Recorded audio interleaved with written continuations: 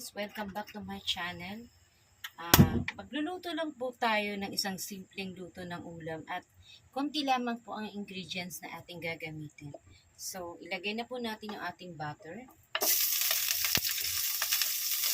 Habang pinapatunaw natin siya, isunod na rin po natin yung ating bawang.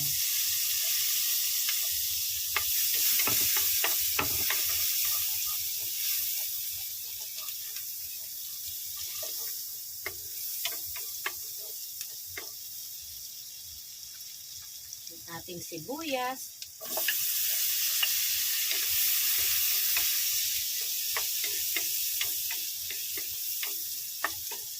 and then yung kamatis. Lettuce na to mga guys.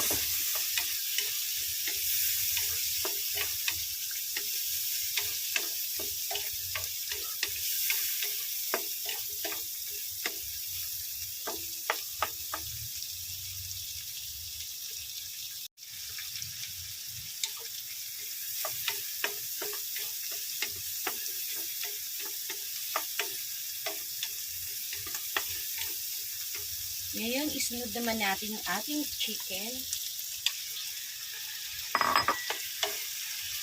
So, isote lang natin siya ng mabuti at hayaan natin maglasa muna siya kasama ng ating mga panamya.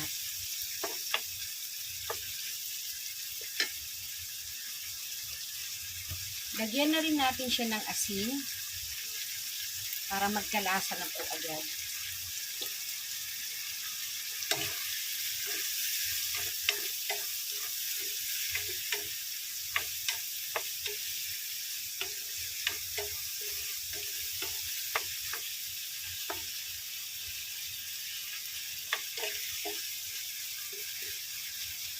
So, hayaan po muna natin siya.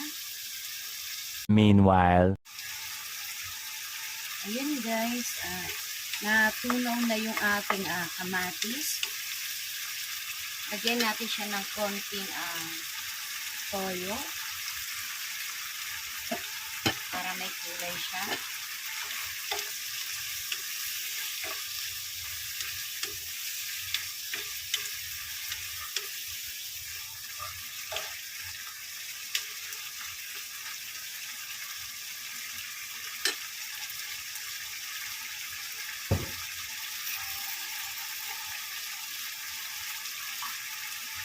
And then, lagyan natin siya ng konting tubig lang. At atin po siyang pakuluan. So, ayun guys. Lagyan naman natin siya ng paminta.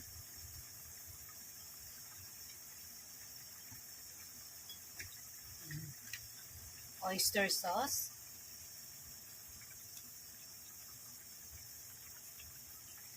At yung ating gulay. Ito po yung mga hati-hati ng veggies na nabibili sa mga grocery. At even sa palengke, meron na rin pong ganito.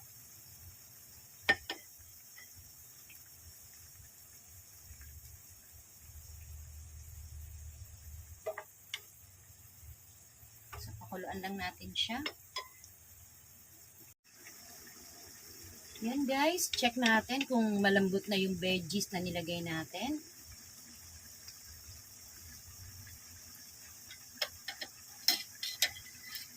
Konti pa po. Pero, tikman na rin natin siya kung ano na po yung lasa.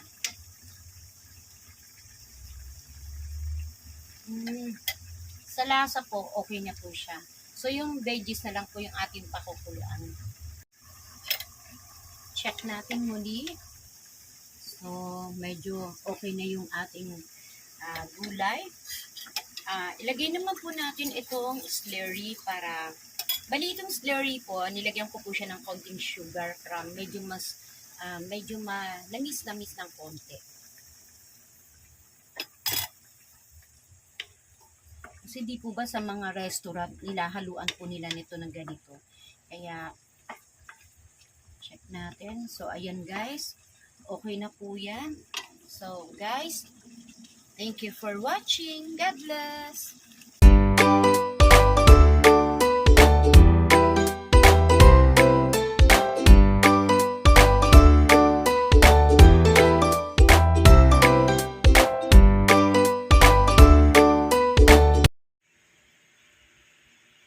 Hello guys! Ito na po pala yung ating recipe for today. Guys, tignan nyo naman, isang simple lang, konti lang pong ingredients, pero para ka na rin kumain sa isang restaurant. So guys, salamat po at kung ito po inyong nagustuhan, please like, share, and subscribe and don't forget to click the notification bell button for more updates. So guys, kain na po tayo. God bless!